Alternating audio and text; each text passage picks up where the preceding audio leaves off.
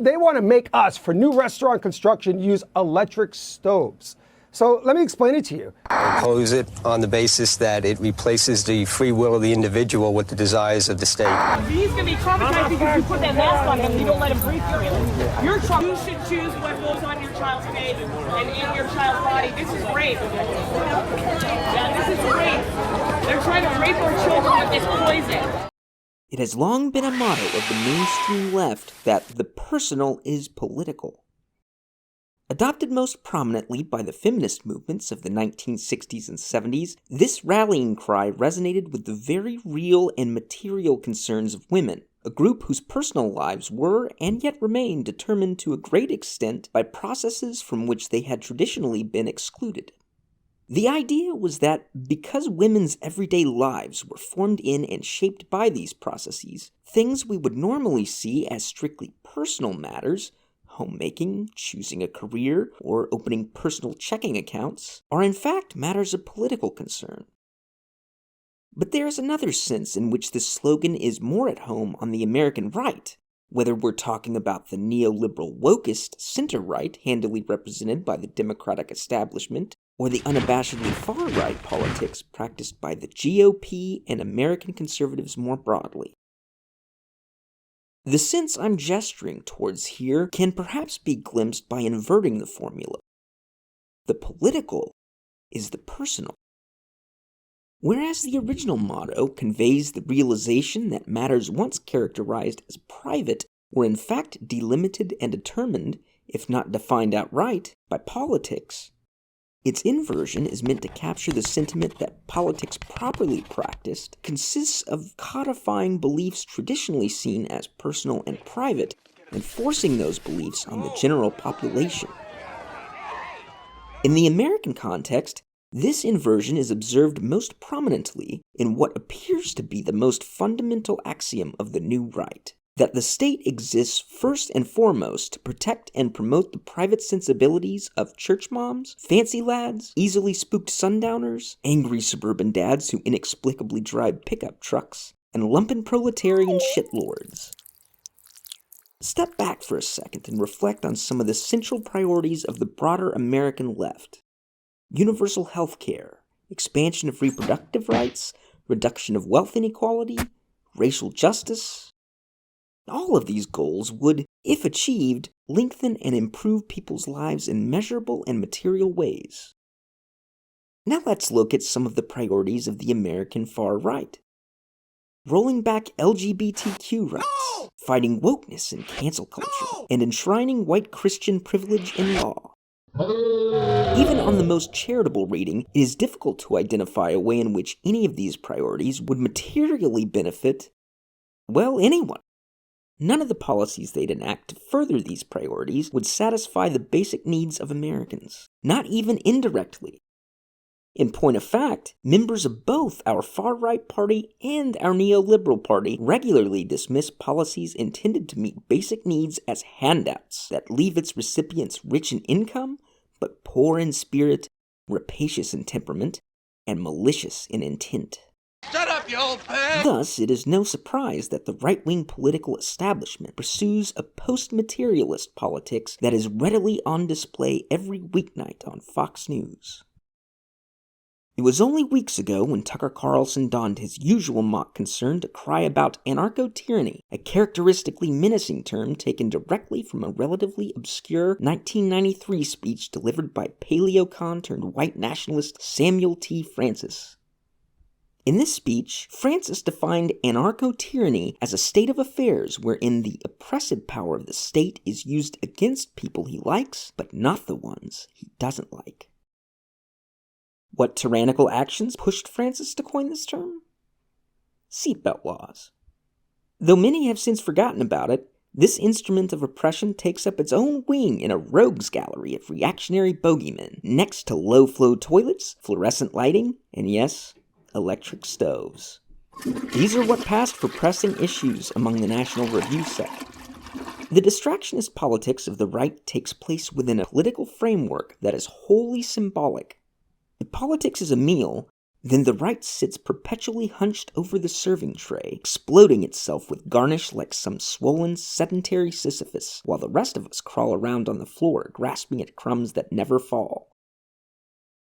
It seems the poet Juvenal's famous suggestion that his fellow Romans could be kept complacent with bread and circuses was unnecessarily munificent. Circuses, it turns out, work just fine on their own. The far right's prioritization of the trivial over the material is reflected in its memes. For a paradigmatic example of this, look no further than the contrast between the names that the pole right and the extremely online left assign to the dystopias against which they situate their respective ideologies. For the latter, this worst of all possible worlds goes by the name Hellworld. Meanwhile, if you hang out long enough in far-right spaces, you will inevitably hear griping about another kind of world. This world, populated entirely by clowns. Assuming these names signify anything beyond the first words that came to their coiners' minds, it does not take much imagination to draw out what each might signify to its users. Hellworld readily projects an image of some desert landscape owned entirely by corporations and made barren by climate change. Or, if one is of a more literal, theological bent, it signifies a place of eternal suffering and pain. Either way, it's not somewhere you'd want to own any real estate. Now, if we take Clown World to be similarly Rorschach-ian, it would seem that what our chlorophobic reactionary trembles most before is a world in which everyone has gotten just a bit too silly. In this contrast, the priorities of each camp is laid bare. On one hand, securing the rights and goods necessary for human flourishing, or at the very least human survival, in the face of a very uncertain future. On the other, removing the twin obstacles of social judgment and onerous legislation that prevent God-fearing patriots from being able to open carry desert eagles inside the Hobby Lobby when they go to pick up their clutching pearls. Happy holidays!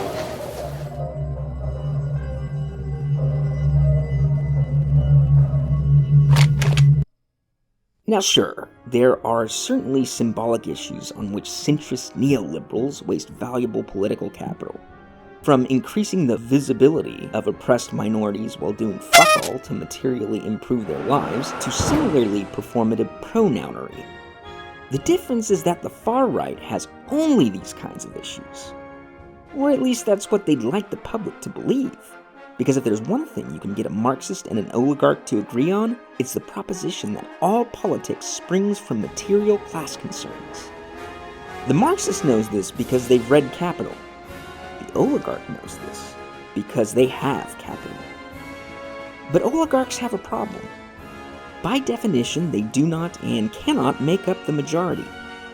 What then is an oligarch to do in a constitutional republic ostensibly predicated on majority rule? Well, if recent history is any indication, the answer is hire think tanks and talking heads that will launder its interests through the twin Trojan horses of cultural grievance and righteous ressentiment. You think you're better than me? The Heritage Foundation, the Family Research Council, and Turning Point USA are just three of the AstroTurf manufacturers whose raison d'etre is selling the masses on a set of policies that greatly, and crucially only, benefits the ridiculously wealthy. Thanks to years of focus grouping and virtually unlimited funds, they landed on a sales pitch capable of recruiting the electoral stormtroopers needed to maintain power. This sales pitch not only distracts from their kleptomaniacal economic agenda, it's compelling enough on its own to inflame the passions of their marks against the rest of the unwashed masses that threaten their ambitions. The narrative they consistently land on should sound familiar. Vaguely defined cultural elites have declared war on your very being, and we are the only ones standing in their way. If only you'll let us. Now notice that it is rarely you whom they say is under attack. Instead, it is always something intangible. Your soul, your race, your moral values, your identity, or some other amorphous concept that is purportedly essential but not identical to you, the corporeal person.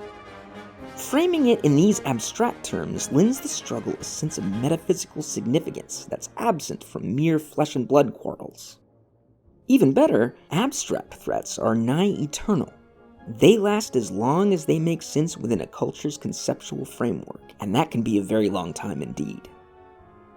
But more useful is the fact that by making the personal threat immaterial, the right makes it possible, preferably even, for there to be an immaterial political solution.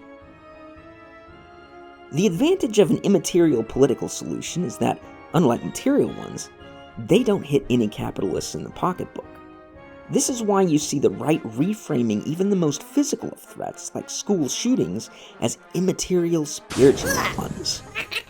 The problem isn't the ubiquity of guns in the United States, but the fact that Christ has been ripped out of the schoolhouse. If that's the case, then the solution couldn't be simpler. Put him back in. Such a solution would cost $0, thus saving members of the oligarch class at least enough money for a night with Stormy Daniels. Shrug it off as a bromide if you want, but the fact is that, for our immaterialists and political anti-physicalists, thoughts and prayers is cutting-edge policy. But it's a policy that would have been laughed off the stage were it not for the astroturfers slipping increasingly potent political deliriums into the information supply, like Brett Kavanaugh at a sorority punch bowl. Which A woman? Yeah, I like beer. I like pills too. I like giving girls pills. Thank God Squeeze Dad is a pharmacist. Down the hatch. Sooner or later, the oligarchs' hitherto loyal stormtroopers will descend into a delirium from which they cannot return. Once that happens, all those immaterial solutions with which they've been hitherto satisfied may no longer cut the mustard.